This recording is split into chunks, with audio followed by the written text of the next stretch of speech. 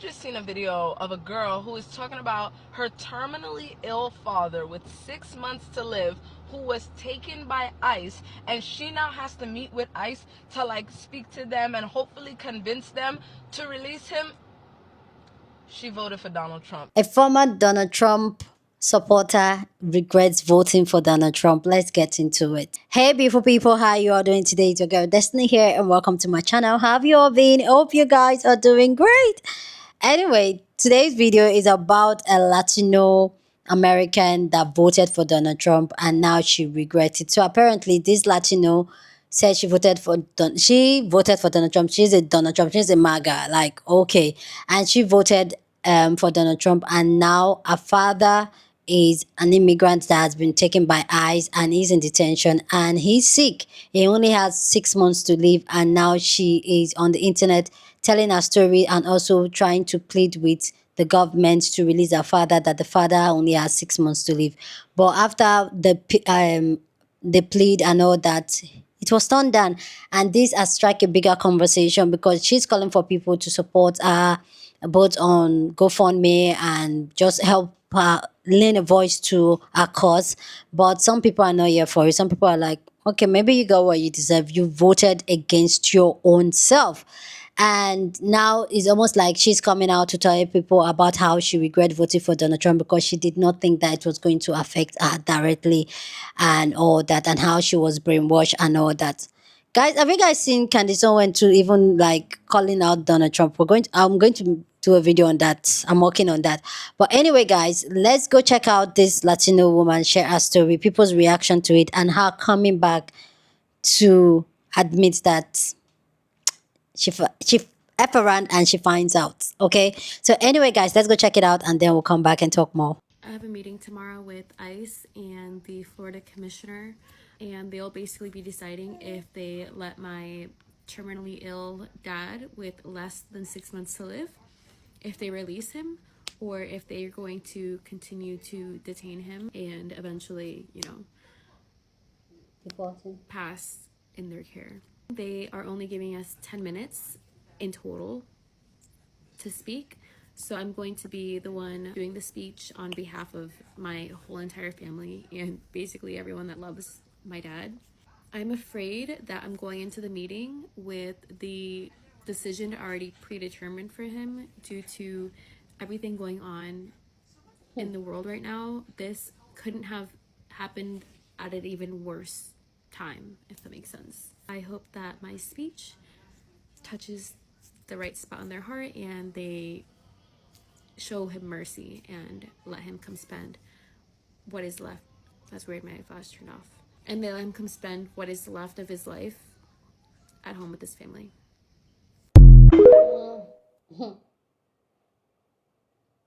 No one deserves to go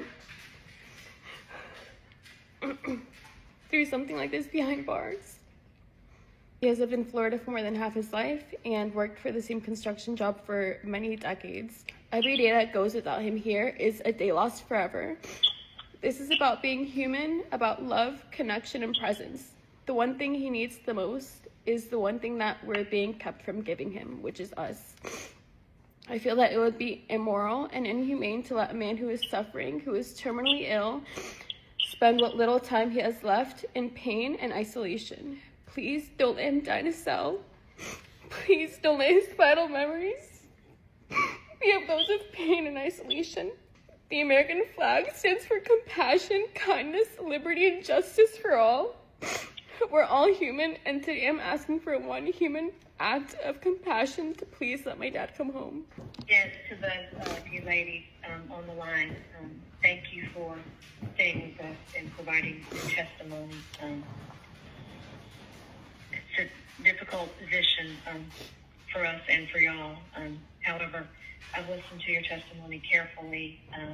My vote, again, is to deny the request for conditional medical release. I know that's not what you wanted to hear.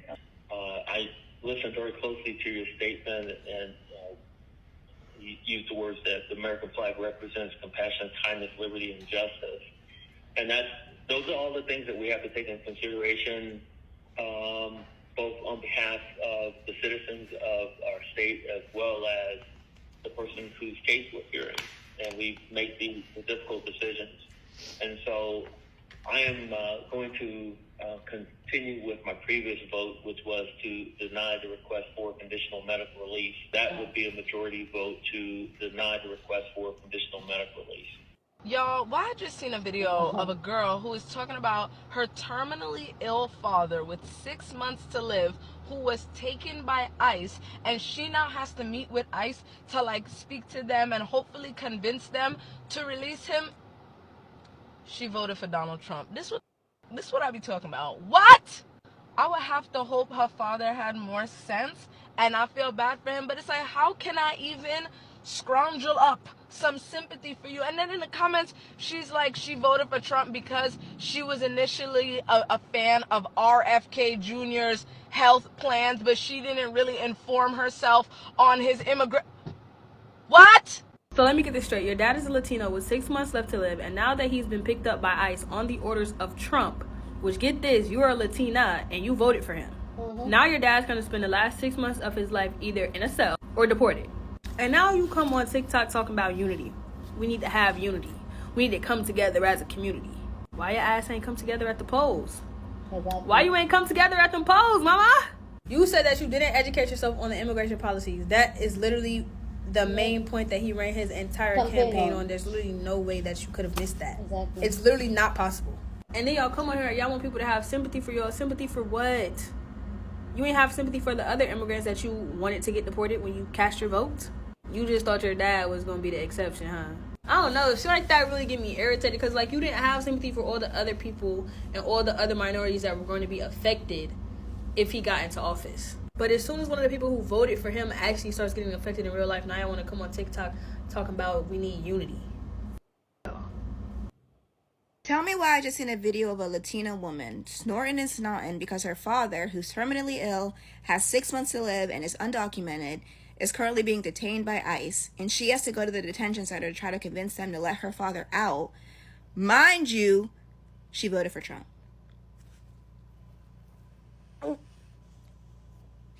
Well, she's on here asking for donations, talking about something. We need to come together. We need unity. We need compassion. Oh, so you're Latino and you speak French.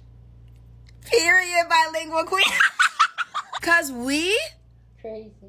Oh, baby, there's no you and I. We were supposed to come together in November. We were supposed to have unity in November. We were supposed to have compassion for others in November. Not just when it starts to affect us, think about it. And then she talked about she voted for Trump because she was a fan of RFK Jr.'s health plans.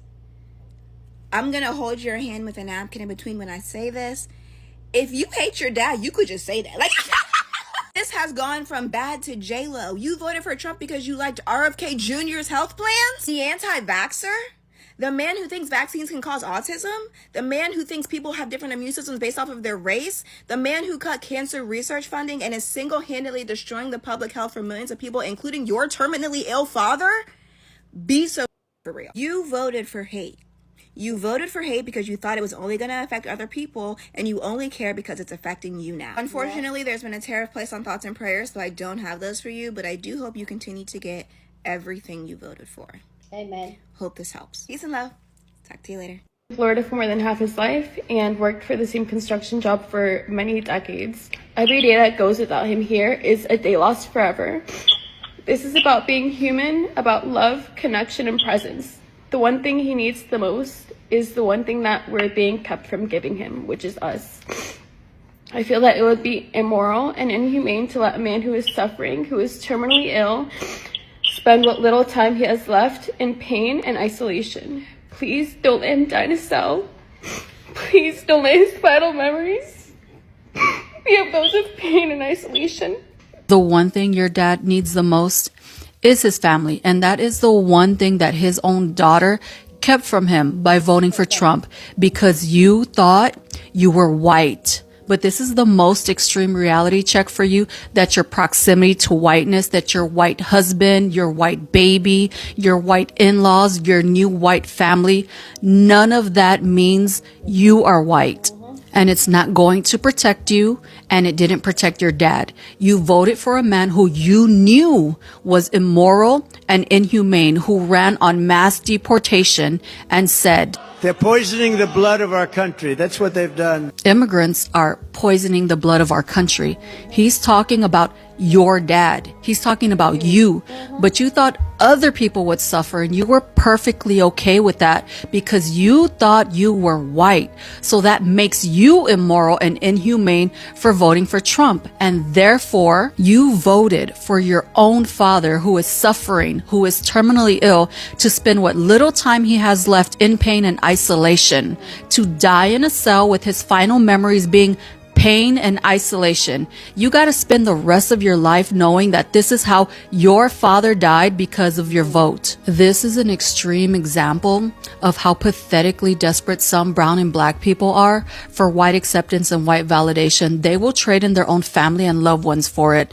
That self-hate that stems from generations of internalized racism, the need to still assimilate to whiteness, is still so ingrained in so many Latinos who will erase themselves just to be disposable to people who will never accept them. She's a perfect example. She was dumb enough to let those people use her for her vote, and now she's disposable to them in the worst way possible.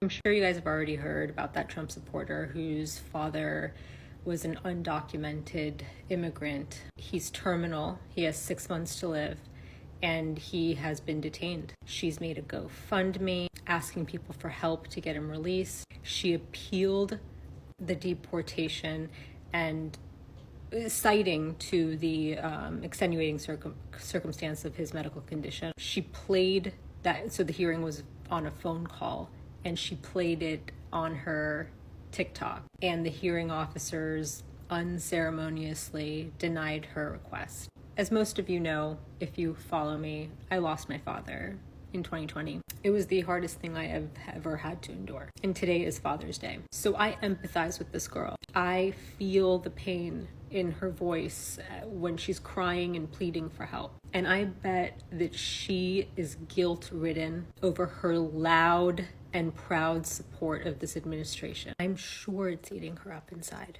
But she was unapologetic, arrogant, belligerent about her support for this administration until it hurt her. She knew about her father's status. She didn't care. She didn't see her father in other people that this could affect. She didn't have the foresight to consider how many families her vote was going to affect, how many families her vote was going to rip apart. She knew that there would be countless families who would be enduring the pain that she is enduring now. But she was callous and unfeeling and inconsiderate and selfish. She welcomed the idea of all of them being torn apart. She didn't see herself in them. She didn't see her father in them. She didn't see them in herself or her father. That's that self-hating bit where you start making decisions that directly affect you and you don't even realize it's going to affect you because you have separated yourself from the reality of your actual circumstances so intensely that you literally no longer identify with them, even on a just intellectual level, to know not to vote for something that is directly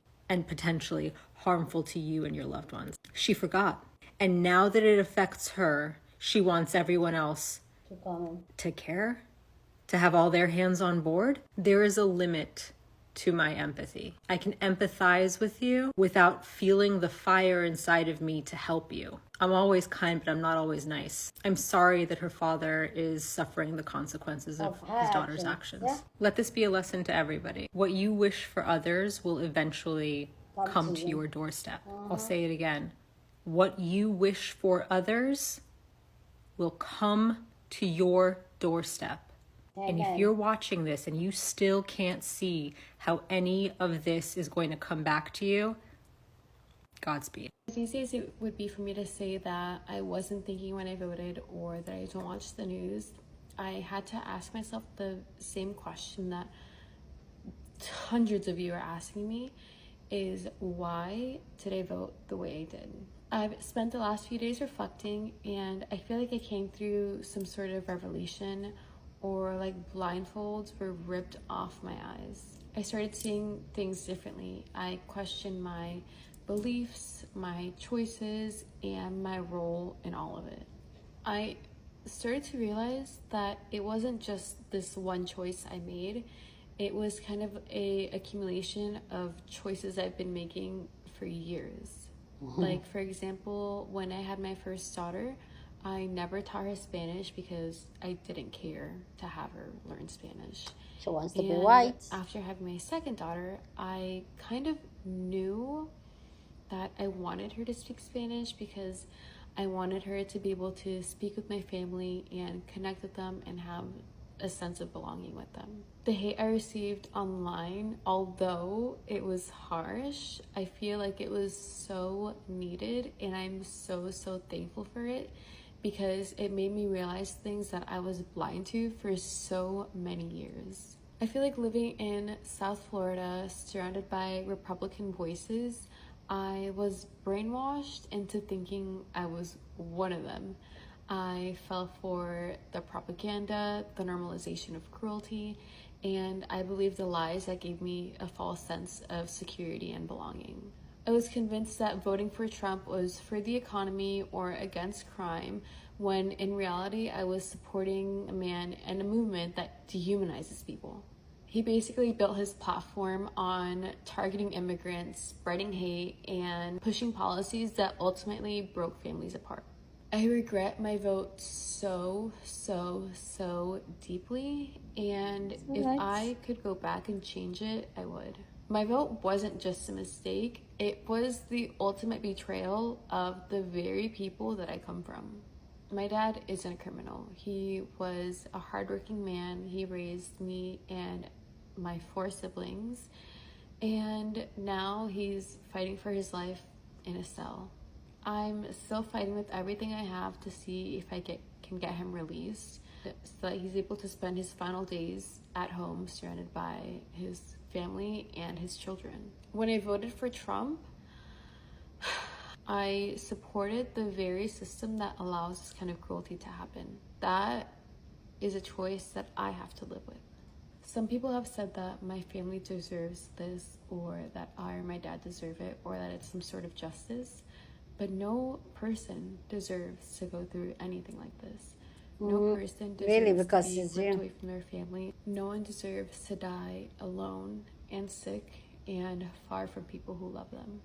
To my family, to my community, to my children, and to every single person who has been affected by the choice that I made, I am so sorry. I've started educating myself on immigration, on the US history, on systematic racism, and how people in power manipulate and try to divide us. I'm reading, listening, learning, and unlearning everything that I thought I knew. And to anyone who is feeling the same regret as I am, I want you guys to know that there's still a way for us to move forward, but it starts with honesty first. Somewhere along the way, I forgot where I came from. I forgot the dirt roads I used to walk down. I forgot the bucket paths I used to take. I forgot my mom's struggle and my dad's sacrifice to come to a brand new country to start a life for all of us. When I voted the way that I did, I turned my back on all of it. I know that a lot of you aren't going to forgive me, and I'm really not expecting anyone to, but I just want everyone to know that I'm going to move forward with more compassion, continue educating myself, and fight for those who can't fight for themselves. Ciao. Let me know what you think about this story down in the comment section. But as always, please keep it respectful. You're on this channel. We're here to have conversation. We're here to talk. My brain just freezes now.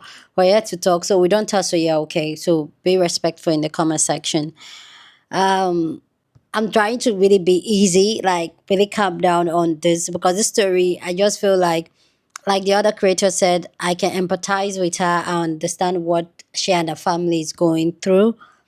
But the fact that she voted for Trump, and the truth is that I even created content on it trying to educate people, know, go out and vote and know what you're voting for. I feel like there's no justification for ignorance to say you didn't know. I feel like the only reason why she regrets it is the fact that it's affecting her directly. Everybody, during the campaign, everybody was saying it.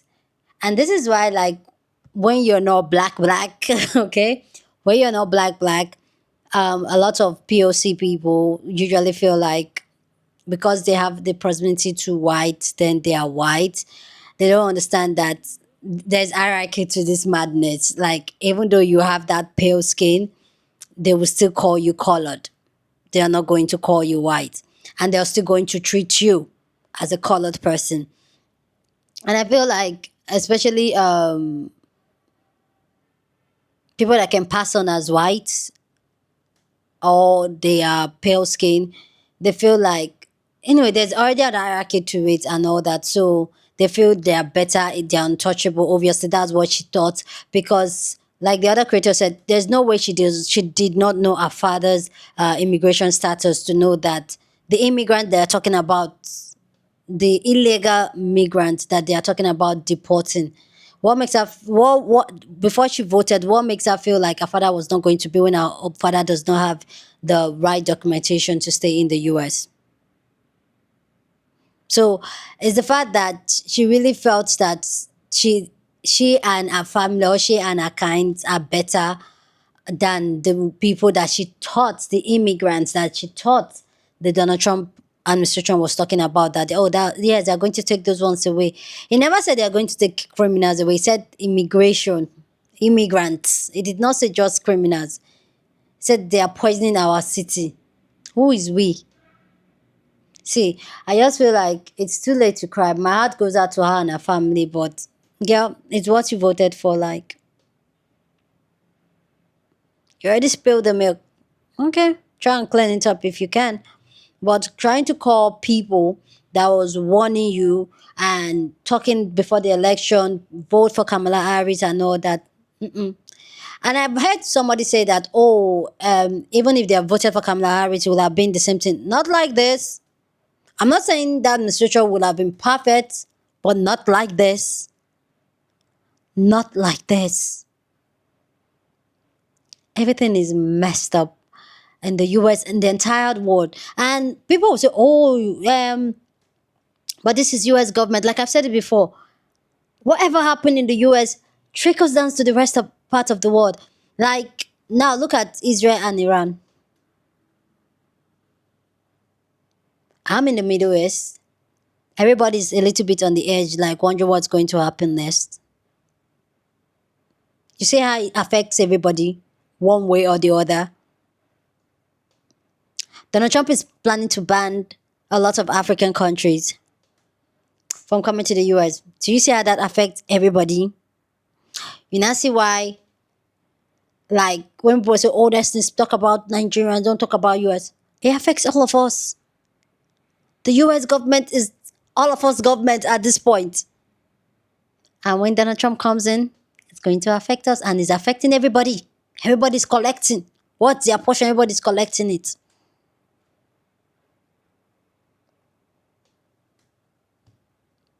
So anyway, guys, let me know what you think about this video down in the comment section. But please be respectful. Share this video with somebody that you want to be part of the conversation, because that's what we do here. We have banging conversation. So go on and share this video. Don't forget to give this video a thumbs up, smash the like button, because this helps YouTube to push out my content for more people to see, and that'll be supporting this channel and this girl, yeah? So go on, do that. Subscribe if you haven't, and I'll see you guys in my next video. Doozy.